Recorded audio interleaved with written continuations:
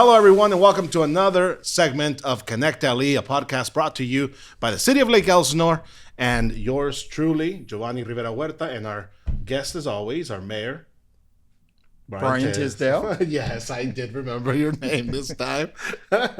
Brian, how's it going? It's going well, thank you. Well, we have a special guest here today to talk about a lot of great programs that the Sheriff's Department here in Lake Elsinore and across the county are providing. Tell us a little bit about that. Yeah, so I did a ride-along not too long ago, and I was with one of our corporals, and he was mentioning programs. It was called a reunification program. And so it interests me because I have an autistic son. And so even though he doesn't wander and stuff, but he was talking about how the program works, how that if the sheriff department has information, they can quickly help people, find people quicker and things like that. So that's why we're here today, to sort of talk about some of those programs that help those people in our community that what we consider have access and functional needs. And so the sheriff has some great programs, and we have Lieutenant Clark here with us, and he's going to talk about those programs. Lieutenant Clark, well, thank you for joining us today. Thank you for having me. It's I've been reading a little bit on the background of what you're going to talk to us about, the Blue Envelope program. It's a very essential program for those that have family members with special needs. Can you elaborate a little bit more about that? Sure. So the program's been around a year. And in short, what it is, it's a blue envelope, just like the name of the program suggests, for, as the mayor said, people with special needs who obviously are capable of driving or being out in the public, maybe alone, but may under certain circumstances become stressed, such as a traffic stop or encounter with a law enforcement officer. And there's a blue envelope. If they're in the car, they can keep their driver's license in there.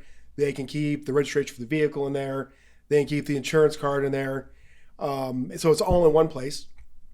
And there's instructions for them on the envelope on how do you behave during a traffic stop. And you've brought something to show us. I brought the envelope itself. So if you go to any one of our sheriff stations, and ask for an envelope, they will give you what the envelope is. It's right here. On the front are the directions to the person in need on how to behave during a traffic stop. On the back are the instructions, what to put in the envelope.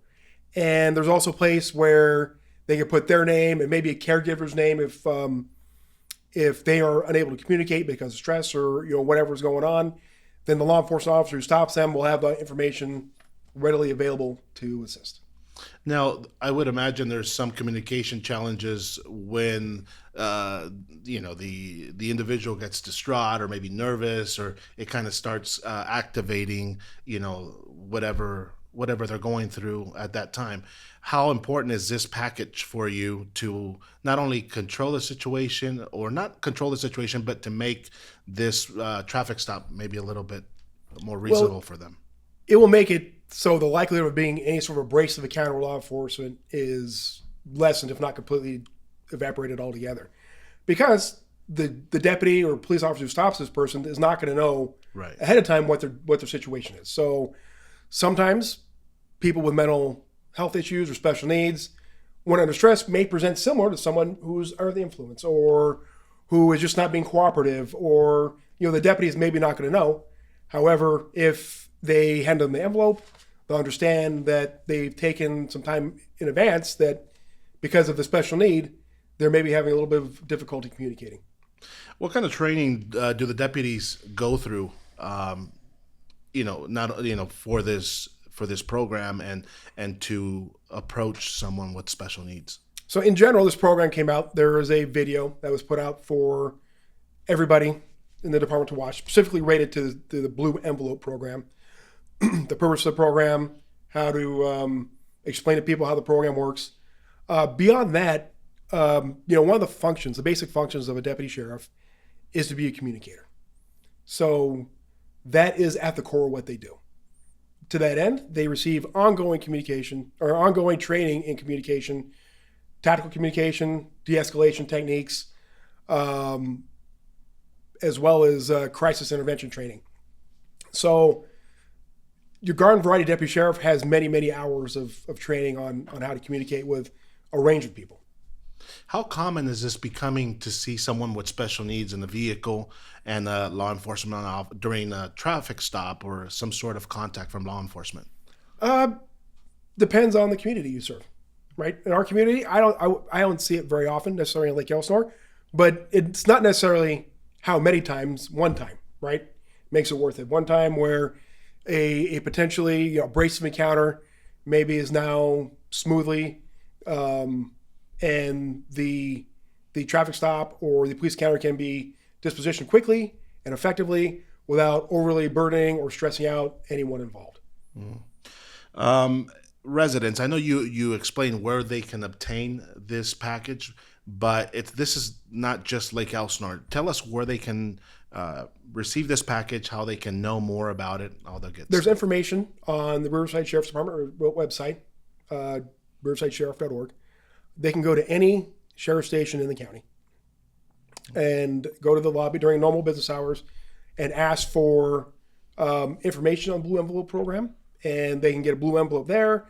They can receive assistance on how to fill it out, what the program entails, and what the expectations from the person who has a blue envelope will be during a police encounter. So are cities that have their own police department, are they aware of this program and are they using it also? Yeah, I don't know. Oh, I honestly, I don't know. Now, Brian, I have family members that are autistic, and you have a son that's autistic.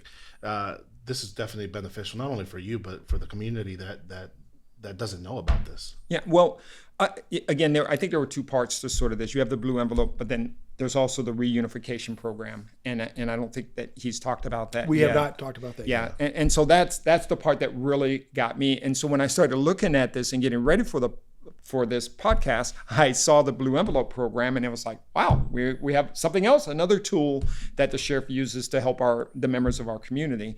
So, but the reunification program, can you explain what that is and then how that works? Sure. The Special Needs Reunification Program is a program where individuals or caregivers can, in advance, put in information into a database regarding a loved one with some sort of special needs, like maybe they're autistic, maybe they have some sort of diminished mental capacity, maybe they're having some sort of neurological disease. My personal experience, people with dementia or Alzheimer's often need our assistance. And you're able to put this information ahead of time regarding basic demographic stuff, name, height, weight, that kind of thing. Also, associates, people that they're around, phone numbers, where do they commonly go, and a photograph. You can put a photograph in there. So if a loved one is missing, the caregiver calls, hey, my son, daughter, grandma, grandpa, they have dementia, they're autistic, and they've wandered off. Before this program, the deputy would have to go, contact the caregiver, do an interview, get a photograph, disseminate the photograph to everybody, get the information about where do they hang out, like all these leads where you would start checking. Where now, if this person's enrolled in this program, every deputy in their vehicle will have access at their fingertips to all that information immediately. So while they're going to the call, like before you could pass right by the guy or girl where you're going and talk to the reporting party, and you wouldn't know that you had passed the person that you would ultimately be looking for. Where now you have access to a photograph, all about demographic information before we ever arrive and talk to anyone. And during a critical missing situation, details like this are essential. Sure. Obviously, the sooner we can intervene, the more likely there is to be a great outcome. And like I mentioned a little bit earlier, my personal experience when I was a patrol deputy was very common for dementia or people with Alzheimer's to go missing, because I don't know what your experience is, but often these people will be very lucid in the morning time. They're good. They have a conversation. As the day wore on, maybe they get tired and their mental capacity would diminish. And they might go for a walk, leaving perfectly normal mental status, and somewhere on their walk, they would lose their way and end up on a wrong bus or up in the hills or whatever. And we would spend a lot of time and resources finding them. Bloodhounds, helicopters, drones, all this kind of thing, where maybe we'd be able to find them sooner, had that information, we'll get out faster. And on the backside, because there's a photograph involved, we're able to use face recognition technology if it were to occur the other way around, meaning we had a deputy happen upon someone who's lost. They're unable to communicate, or they communicate poorly, but they take a picture of them, and against this database of photographs, we can compare those and maybe get a name, maybe get a phone number, maybe, because like I said, it's very easy to get on a bus, right? So if somebody gets missing in Lake Elsinore, get on a bus and end up in Palm Desert, right? Well, the Palm Desert deputy, while we're looking for our guy here, may just happen across hey, this guy acting a little weird. Let me go talk to him. Take his picture. Oh, he's out of Lake Elsinore. And there you go. You have something solved instantaneously through technology that otherwise would have been taking hours and hours, if not days before. And to that point, any success stories or notable moments that this program has, that come to mind about this program? So, no. And I did some little looking around, and we don't track this for a reason. Because all this stuff sounds good to us, but there's some people that are very suspicious of government, and rightfully so, not necessarily very trustful. And because of that, we don't track.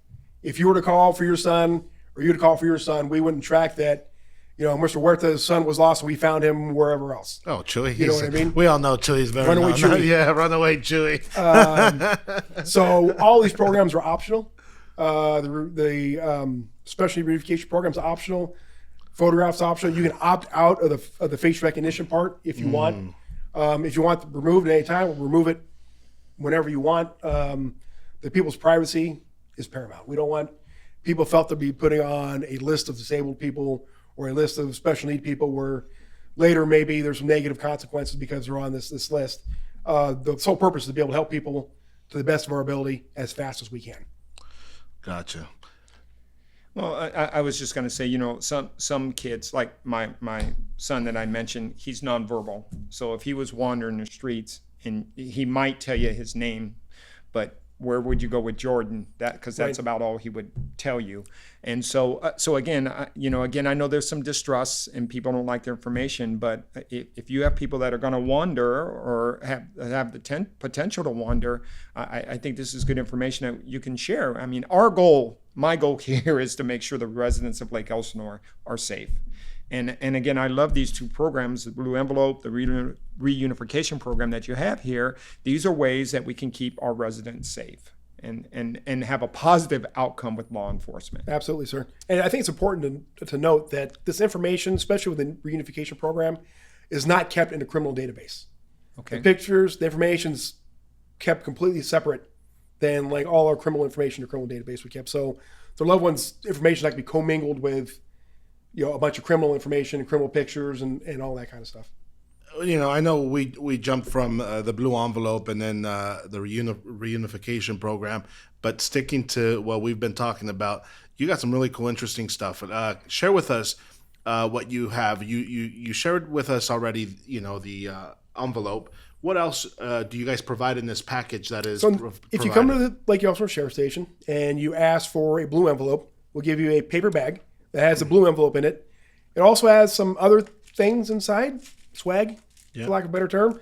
Seatbelt covers with blue envelopes, stickers for your car, wristbands, lanyards. And like Mr. Tisdale said, we have somebody who's driving and maybe under stress or not verbal.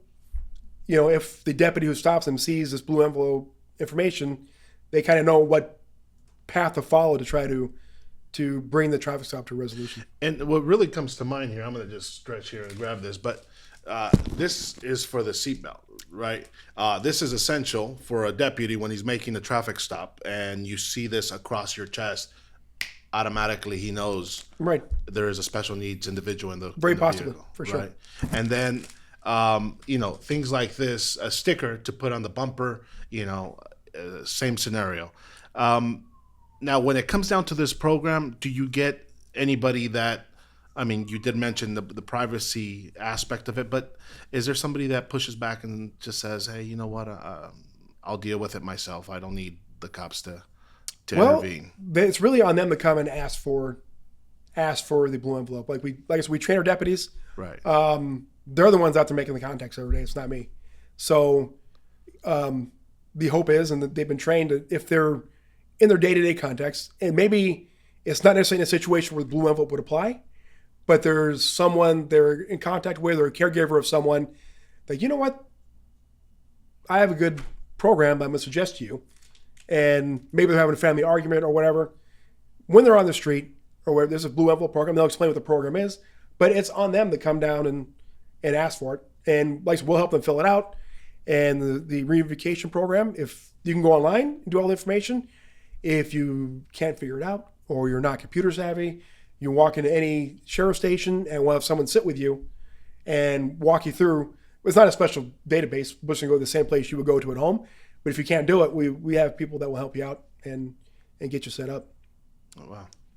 Well, I think this is great. The next council meeting, we have council discussions at the end. I'm going to talk about both of these programs. Again, it's awareness, and we're just giving the community more tools. That's how I look at it. If they don't know about it, if they're not visiting your website, because I don't think I've seen this stuff anywhere else, and I didn't even know about the reunification program until one of the deputies that I was riding with talked to me about it. So again, that's why we're here today, is to educate the community, let them know that this stuff is available to them. And there's a lot of special needs folks out there, and I believe that this can help them. And what we'll do for the viewers, we'll add the link onto the description and the link when we post this up there for you guys. Very essential. I mean, and we'll put a number where you guys can reach out to the sheriff's department and ask these questions. But the best part about it is we have, events where you guys do come out and, support, and also have your community services team out there. And I'm sure they'll love to talk about this when we're out there. Absolutely. All right. Well, let's move on to another portion of this segment. It's Explorers. Now, a lot of great things happen with the Explorer program. I know a couple of my high school students, where I coach high school out in Elsinore, are Explorers and essentially become deputies. Tell us a little bit about the Explorer program, how it benefits the community and those that are involved. I'd love to. So your Explorer post here at Lake Elsinore, post 881. You have about 15 young men and women in our Explorer post. And the Explorers are from 14 to 20 and a half years old. And what they do, like their average week would be, they meet once a week on Wednesday nights for about 2 hours. And they learn penal codes, they learn police codes, they learn how to march, we do physical training. And the goal is to really prepare them for life, right? Ideally, we teach them police things. So like I said, they learn penal codes. We'll go over how to do traffic stops, how to do clear a building. We take them to the range and we shoot guns. There's an Explorer Academy. Once a year we have, it's a week long. It's a living academy. And your background, you'd love it. They throw flashbangs at them. They make them do push-ups. They yell at them. And hopefully we get some deputy sheriffs out of this, right? So sooner or later we bring people in when they're young, teach them that like your decisions matter. Don't get into trouble now. So they have a clean record. So by the time they're 21 years old, they kind of have a taste of law enforcement, and we get them in. But even beyond that, like we're teaching the basic, I think, skills that young people need to learn to be an adult. Self-reliance, discipline, delayed gratification, and teamwork. So I imagine when they actually go to the Sheriff's Academy, they have a step up over other. For sure. Yeah. For sure. Our Explorers, we have several that are, one of our motors was an Explorer at our station. We have a CSO was an Explorer at our station. We have another deputy who was an Explorer at Temecula. So they come home. Yeah. For sure. It's funny as you talk about this, I think about programs that we did in the Marine Corps, like the Young Marines. Yes, exactly very similar. The same way. Very similar. And we get a lot of kids that are lost. They're 14, 15 years old. Maybe they don't fit in with sports. They don't really know what to do. And they come in and they're quiet and they're shy and they're scared. And 2 years later, because we have a rank system in the Explorer program, the corporal, sergeant, lieutenant, captain. They're a sergeant, they're leading their people, they're calling out march drills. It's fun to watch. That's exciting. Not only just fun to watch, but it's a sense of gratitude when you know that people from your own community are coming back and serving. As you said, they come back and not only serve but protect, right? And sure, you plant a seed and essentially end up seeing the fruits of that. Right. Of that blossom, right? Right. Like we're one aspect of the community, right? you're a coach, and I think coaching sports fulfill a similar role, right? Ideally, you want them to go off to college, maybe play baseball Right. or go pro. But if not, you're learning a bunch of skills in life that will carry on with your entire life. You're learning things, from your coach that you'll remember forever, that you'll serve you at your first job, at your second job, in your career. That'll change the way you're a parent when you're a parent someday, because, you learn these when you're young. And, it takes a village to raise, and we're just one part of the village. How many students do we have per post specifically? So it varies. Right now we have about 15. Okay. About half boys, half girls, which for a while it was the girls were killing it. We had like 2 or 3 guys, and the girls were out there carrying the weight. So, Lieutenant Clark, what does a normal day look like for an explorer that is gone through training and maybe, I know you guys cover events and a lot of support for the city, but what does a normal day look like for an explorer? So yeah, they'll do their explorer meetings, or once a week, like I said. Once a month, they'll do their tests, so penal code test and the 10 code test, 10 codes, the codes we use on the radio, and just rote memorization. They memorize the stuff, and if you fail, it's a problem for you. We do marching. We'll do some PT. We'll go run with them, push-ups, sit-ups, and we'll go over police tactics on lots of stuff. We'll do felony stops, high-risk stops, traffic stops. We'll bring the SWAT team in, teach them how to clear buildings, how to do pedestrian checks, how to investigate, do basic investigations. And they go and they serve the community. So we go to city events. They come out and help with checkpoints, help fill out paperwork and forms and stuff. And if you're 15, 16 years old, it's a big deal for you. And this is a perfect segue to go to the next topic: building trust in the community, and reassuring the community you're here to protect and serve, not the other way around. So when you guys see this, and see the support that you're getting from the juvies in this case, or the young explorers, this also helps you kind of mitigate the negativeness that's happening in the city. But you guys do a lot of that as well with outreach and in the community to kind of prove that you're here to support. True. So, law enforcement, it's a funny thing, right? People policing other people.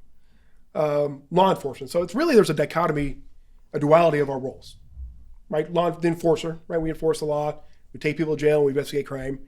But we're also the community caretakers, right? There's a lot of law that gives us the ability to do a lot of things because we just happen to be the ones that are there. Right. And to that end, we are here to care for our community. And part of this reunification program, part of it is a Blue Envelope program, the Explorer program. We're not just here to take people to jail, although that's a big part of our job. We're part of the community, which makes law enforcement work.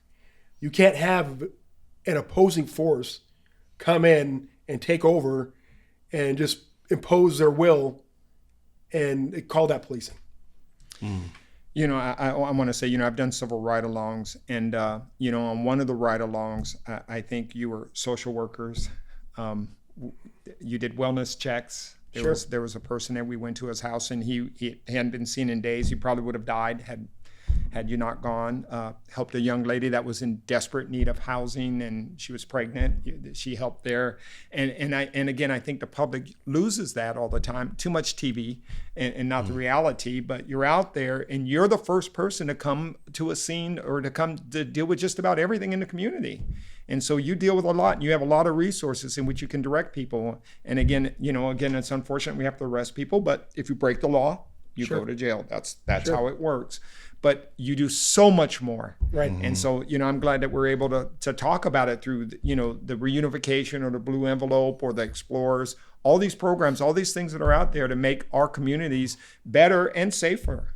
So thank you. Yeah. And Lieutenant Clark, I think at the end of the day, and this is a question I've been really wanting to ask, social media has become a burden on policing and the way you guys operate, because as a previous news reporter, when we used to cover stories, the only thing we get from anybody that shoots any kind of video is the first 5 seconds or the last 5 seconds when it's bang, bang.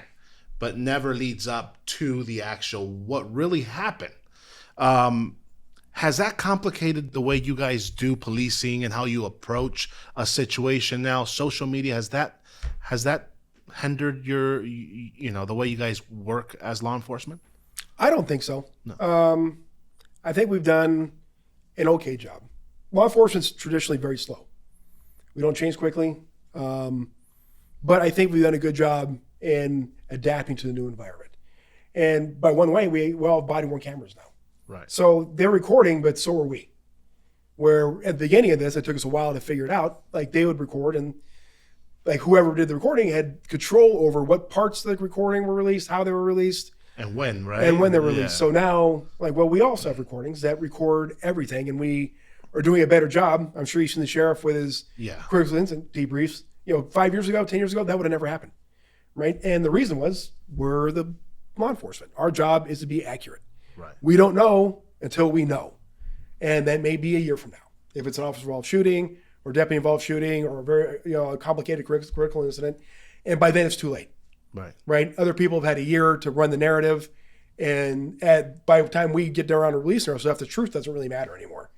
Because what's been said is now the truth of public opinion. So to that end, we've gotten better, right? In weeks, you'll see the sheriff on YouTube giving information about a critical incident. And like they say, this is the information we have at this time. It may change, but if you want 100% accurate information, you have to wait for it. If you want information fast, you have to realize that things are still working themselves out, and the facts is we know it may change as things go. And you'll get bits and pieces of the truth and maybe not truth. So figuring it out at the end is going to be much more complicated than just waiting for it. Sure. And receiving the facts at once, right? Right. So the sheriff does a good job of getting stuff out. We get our own video out there so the public can make their own opinion. They come to their own conclusion about what we did, whether it was right or wrong, as opposed to just somebody else's narrative controlling what happened. Now, let me ask you, how long have you been working as a deputy? 20 years this year. 20 years, okay. Mm-hmm. During your 20 years, can you tell me how it's changed, if anything? If any changes, I mean, just from the way you guys did things to now, the way people look at policing from when you started to now. I mean, there was craziness before of defund the police, things like that. I mean, right. So it's changed. It's changed somewhat. So technology's changed a lot of stuff. Drones, like I said, body-worn cameras.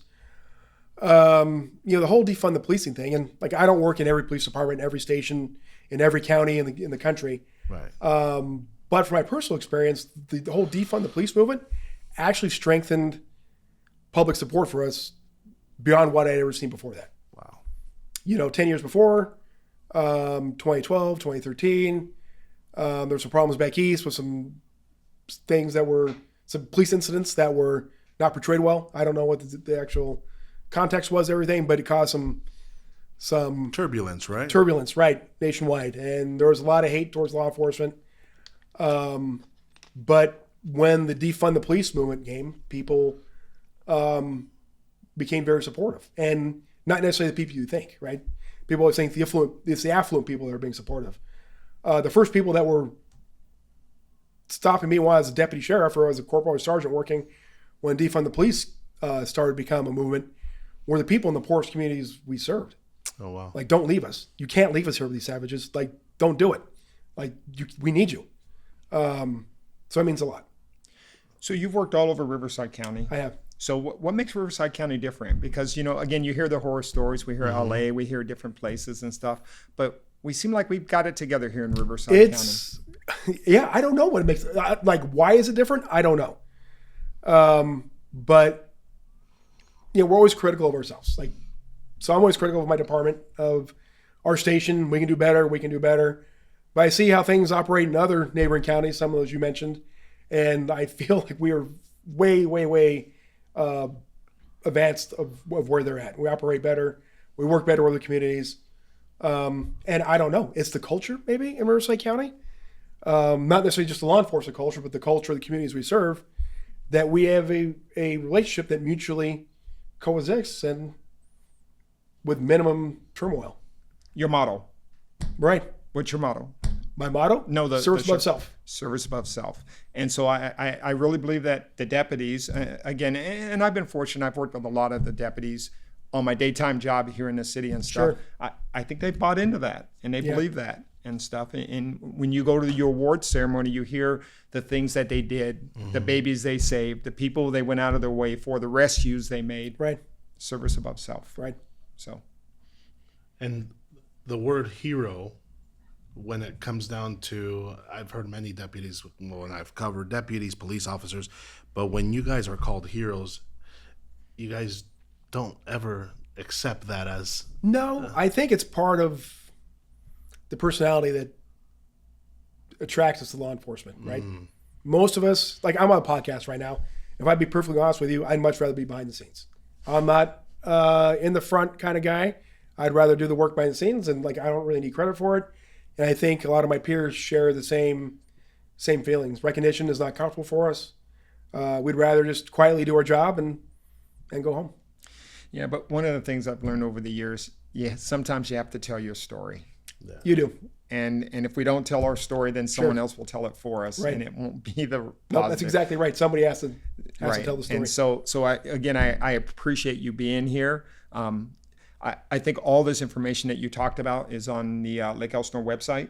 Or I know it's on the sheriff's website, so people can go to the website for any of this information. Yep, under the community tab. Under the community tab. Yeah, it was so easy to find. Literally, I just went, I hit community, and there it is. It's all there. Right. And if anybody has any trouble with anything on the website, they're welcome to come down to any sheriff station during normal business hours, and we'll be able to help you out. And we're going to post information about it too, right? We will post some information, and we'll also add it to this podcast, so like that people can go straight to it.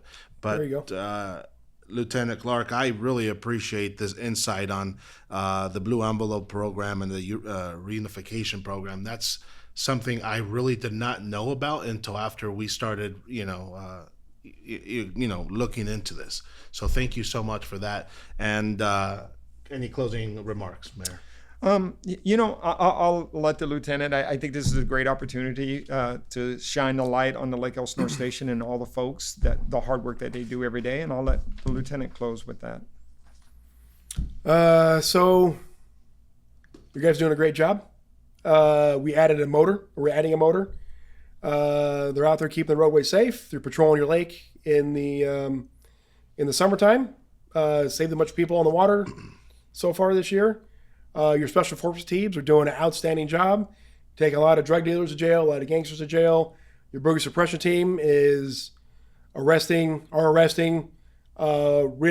retail theft rings from Los Angeles, from San Bernardino County. So you're regionally making an impact by and through your law enforcement. Well, again, I want to thank the sheriff. He's allowed us a lot of leeway in Lake Elsinore, allowed us to expand, allowed us to meet the needs that are impacting our community. So I want to thank the sheriff for that, and I want to thank you and your team for all the hard work they do. Thank you, Mayor. Absolutely. Well, ladies and gentlemen, that will conclude our podcast for this month. We appreciate you tuning in. And remember, we'll bring you more podcasts like this with information that you want to know about and that you should know about. Thank you very much. I'm Giovanni Huerta, Mayor Brian Tisdale, and Lieutenant Clark. We're signing off. Thank you.